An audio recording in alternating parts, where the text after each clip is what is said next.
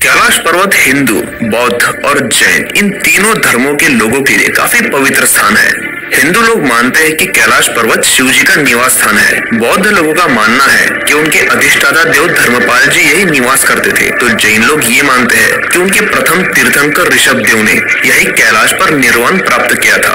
आपने भी कैलाश पर्वत के बारे में ये दावा जरूर सुना होगा कि इस पर चढ़ना आज तक किसी भी इंसान के लिए मुमकिन नहीं हो पाया है। इसी के साथ ही हिंदू, बौद्ध और जैन इन तीनों धर्मों के धर्म ग्रंथों में ये बताया गया है कि कैलाश पर्वत पृथ्वी के केंद्र स्थान पर मौजूद है। दुनिया भर के कई सारे ऐसे रिसर्चर्स हैं जिनका ये मानना है कि कैलाश पर्वत का धरती के बिल्कुल बीचों बीच होना, दुनिया के लगभग सारे मेजर रिलीजियस किताबों में इसका खास जिक्र होना, ये महज एक इत्तेफाक नहीं हो सकता। आप यकीन नहीं करोगे, लेकिन पिछले कुछ सालों में जो सबूत मिले हैं, कुछ लोगों ने अपनी आंखों से जो देखा है, उस पर सोचने के बाद एक ऐसी सच्चाई सामने आती है जो आपका दिमाग हिलाने वाली है। तो प्लीज इस वीडियो को लास्ट तक जरूर देखिए। हिंदू और बौद्ध धर्म ग्रंथों में शंबाला नाम की एक सीक्रेट जगह के बारे में बताया गया है, वही जगह जिसका रेफरेंस डॉक्टर स्ट्रेंज इस मूवी में दिया गया था। शंबाला एक ऐसी सीक्रेट जगह को कहा गया है जो कैलाश पर्वत के पास मौजूद है, लेकिन इस जगह तक पहुंचना आसान नहीं है। कहते हैं कि इस जगह पर पहुंचना हर किसी के बस की बात नहीं है, लेकिन जो यहाँ पहुंचता है वो अमर हो जाता है और कई शक्तियों का मालिक भी। अगर अभी भी आप इस जगह को काल्पनिक मानते हो तो जरा रुक जाओ। भले ही इस जगह का जिक्र सिर्फ हिंदू और बौद्ध ग्रंथों में है, लेकिन दुनिया भर के विद्वानों का मानना है कि ऐसी जगह वाकई में मौजूद है। फेमस राइटर जेम्स हिल्टन ने इस जगह पर एक पूरी किताब लिखी हुई है। तो इस जगह का जिक्र कई सारी हॉलीवुड मूवीज में भी है। 1942 में एक ब्रिटिश ऑफिसर जिनको इन्हीं पहाड़ियों में तैनात किया गया था, उन्होंने भी कैलाश पर्वत के बारे में कई हैरत अंगेज दावे किए थे। उन्होंने यहाँ की पहाड़ियों में कई सारे ऐसे योगी देखे थे जिन पर ठंड का असर बिल्कुल भी नहीं हो रहा था, मानो उनमें कोई अजीब शक्तियां हो। यहाँ तक कि उन योगियों की उम्र भी सैकड़ों सालों की थी। हाल ही में कुछ सालों पहले भी एक ऐसा वीडियो सोशल मीडिया में वायरल हुआ था जिसमें एक योगी नंगे बदन हिमालय की बर्फीली वादियों में ऐसे घूम रहा था मानो उसने अपने शरीर पर, सारी इंद्रियों पर और भावनाओं पर काबू पा लिया हो। डॉक्टर अर्नस्ट मुल्दाशियो 1999 में अपनी टीम के साथ, जिसमें कई सारे फिजिसिस्ट और हिस्टोरियन शामिल थे, कैलाश पर्वत के पास पहुंचे। उन्होंने और उनकी टीम ने कई महीने कैलाश पर्वत के पास बिताए और इस पर्वत का गहरा अभ्यास किया।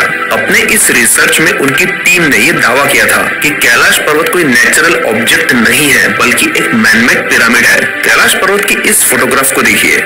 इस हिस्से में दिखाई दे रही है दीवार और उस पर बने स्ट्रक्चर देखकर अर्नस्ट मुल्दाशियो ने दावा किया था कि चट्टान की ये दीवार किसी भी लिहाज से कोई जियोलॉजिकल फॉर्मेशन नहीं हो सकता। और ये कैलाश पर्वत का पश्चिमी हिस्सा, जिसका शेप आप क्लियरली देख सकते हैं कि इसका ये वाला हिस्सा दुनिया में मौजूद बाकी के पिरामिड जैसा ही है, क्योंकि ऐसा स्ट्रक्चर किसी नेचुरल ऑब्जेक्ट का नहीं हो सकता। अब शायद आप में से कई लोग ये कहेंगे कि ऐसा हो सकता है कि आंखों का भ्रम हो, क्योंकि पहाड़ के इस हिस्से पे सूरज की रोशनी पड़ी है, उससे शैडो बन रही है, तो हो सकता है कि इसकी वजह से कोई इल्यूजन हो रहा हो। तो जरा रुक जाइए और कैलाश पर्वत की इन चारों तस्वीरों को देखिए जो दिन के अलग अलग समय में खींची गई थी।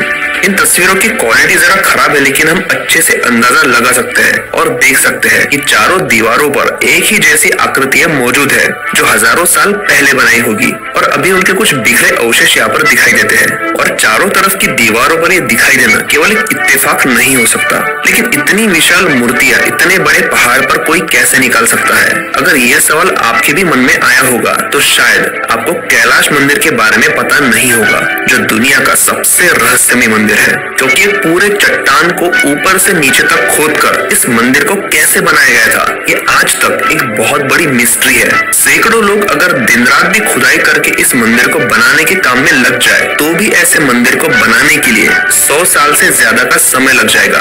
और ये मत भूलिए कि ये उस समय बनाया गया था जब कोई एडवांस टूल मौजूद नहीं थे।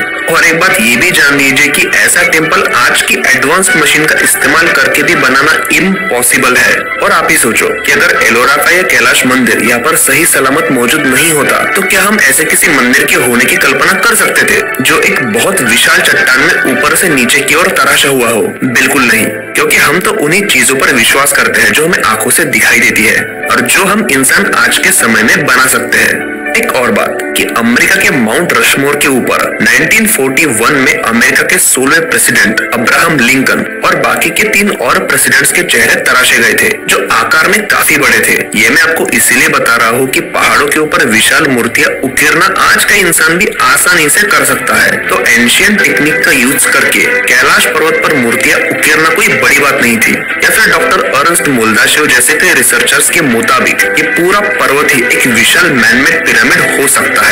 और यूं ही नहीं, दुनिया के 3 सबसे बड़े धर्मों की प्राचीन किताबों में इस पर्वत का जिक्र है और इसे धरती का सेंटर बताया गया है। और हर साल हजारों लोग इस पर्वत की परिक्रमा और दर्शन करने के लिए आते हैं। अगर सच में ये पर्वत नेचुरल नहीं है और अगर ये पिरामिड है, तो ये दुनिया का सबसे बड़ा पिरामिड हो सकता है, और वो भी ऐसा पिरामिड जो ना नैसर्गिक है और ना ही हम जैसे मामूली इंसानों ने बनाया है। तो इस सवाल का जवाब मैं आपसे सुनना चाहता हूँ कि इतने विशाल पिरामिड को आकार किसने दिया होगा। कमेंट सेक्शन में जरूर बताइए। मुझे आपके